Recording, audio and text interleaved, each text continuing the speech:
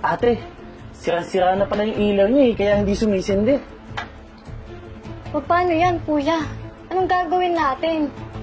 Yung asawa ko kasi nakakaalam yan eh. Kaso, nakadestino siya ngayon sa Bacolod eh.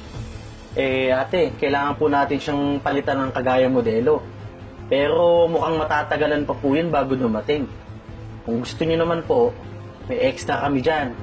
Bibilhin niyo na lang. At kami na rin na magkakabit agad-agad. Magkano naman yun, kuya?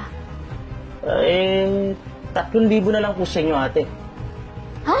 3,000? Ang mahal naman yan. Yung naiiwan kong pera, pang bayad ko na lang sa tuition fee ng anak namin eh. Paano po yan? Hindi po natin yan magagawa ngayon. Magtitiis na lang muna kayo ng walang ilaw dito sa kusina nyo. Hindi pwede yun, kuya. Kailangan ko magluto at magtrabaho dito sa kusina. Ang hirap naman nun na walang ilaw dito. Ate, ganito na lang. Baka may 1,000 ka dyan. Tapos, bukas na lang po yung kakulangan. Babalik ka na lang namin bukas. Okay lang po ba sa inyo yon? Sige, gagawin ko na lang ng paraan. Mangungutang na lang muna ako. Sige, papakuha ko na lang sa kasama ko yung ilaw sa baba. Sige, kunin ko lang din yung pera ha. Bahala na muna kayo dyan.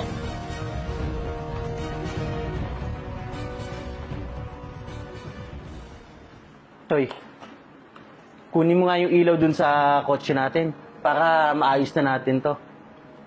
Sir, bakit yun naman po sinabi kay ma'am na sira kaagad yung ilaw? Hindi nga po natin alam kung may problema lang talaga yan sa wirings. O doon lang ba sa switch? O hindi naman po natin chinek yung breaker baka kaya hindi siya sumisindi dahil doon. Hoy, Gunggong, makinig ka nga sa akin. Alam mo ba kung bakit malaking pera na uuwi ko sa pamilya ko kahit na regular lang tayong sumasahod? Ang tawag doon, diskarte. Kaya kahit ayos pa tong ilaw niya, papalitan natin. At itong ilaw niya, ibebenta natin sa susunod nating customer.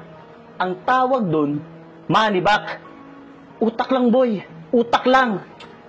Kasi sir, nawa lang po ako sa sinabi ni madam. Pan-tuition lang daw ng anak niya yung pera niya. Wala akong pakialam sa babae na yun. Dahil hindi naman niya alam yung trabaho natin.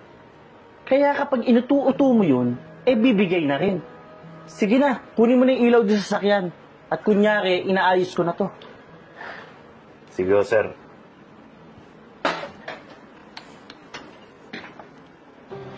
Loko talaga yung Sir Melvin.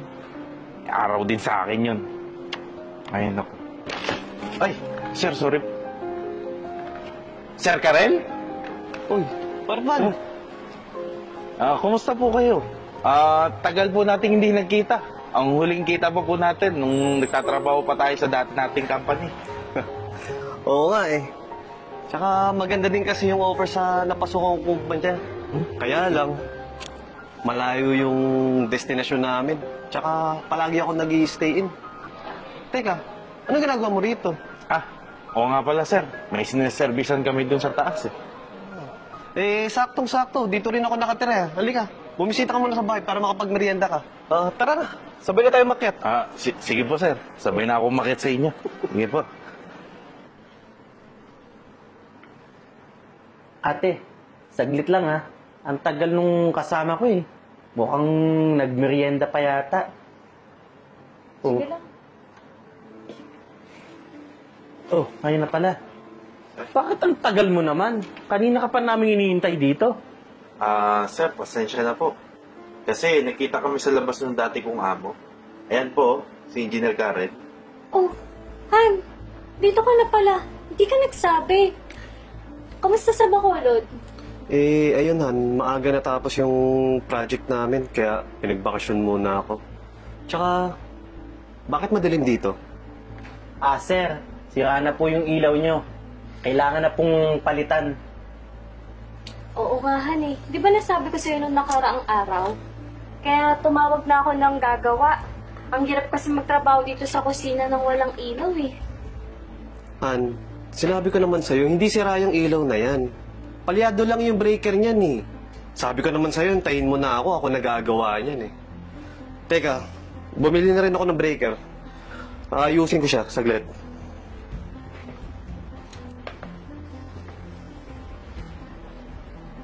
Oo, yan. Pinalitan ko na, Han, ha. Tignan mo, bubuksan ko yung ilaw, ha. La, sumindi na. Di naman pala sira ang ilaw natin eh. Diba? Sabi ko sa'yo, eh. O ikaw, bakit mo niloloko yung asawa ko? Hindi ka ba naaawa sa babae? Wala ka bang asawa? Sir, pasensya na po kayo. Sinubukan ko naman siyang pigilan eh. Kaso po, assistant niya lang ako. Malis ka na nga rito. Wala kang maloloko dito. Tara na, Parpan. Hindi. May iwan si Parpan dito. Ikaw ang umalis.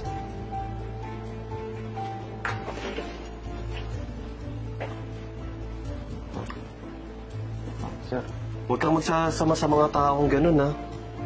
Wala kang matututunan dun. Tsaka huwag kang magdidikit sa ganung tao kasi hindi ka magtatagumpay. Kung gusto mo magtagumpay sa buhay, dumikit ka sa mga taong totoo. Tsaka yung hindi nanloloko. Ganito na lang. I-refer kita sa company namin.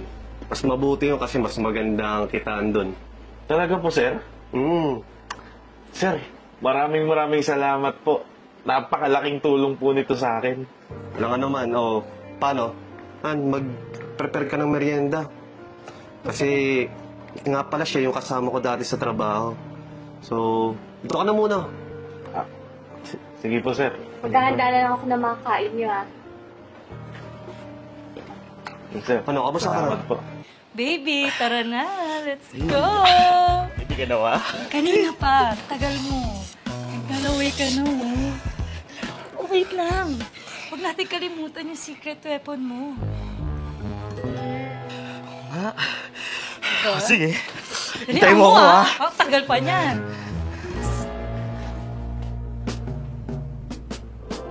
Huwag mo nang inumin. Kaya mo pa naman. Di totoo yan. Inumin mo na. Para masayahan kayo. Ikaw din. Baby, nainom ko na. Okay na? Give na ako. Let's go? Let's go! Robust. Subok na. Effective talaga. Astig to.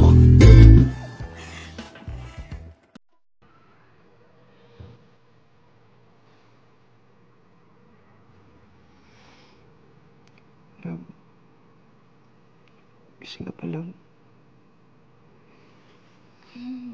Love, tara. Uy. Love.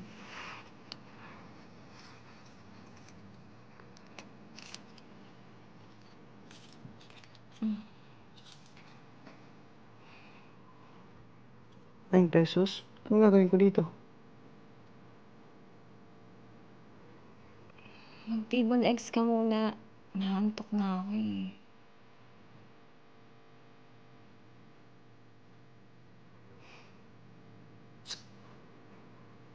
The best ka talaga, love. I love you. T-Bonex. ₱9 lang. Subscribe now.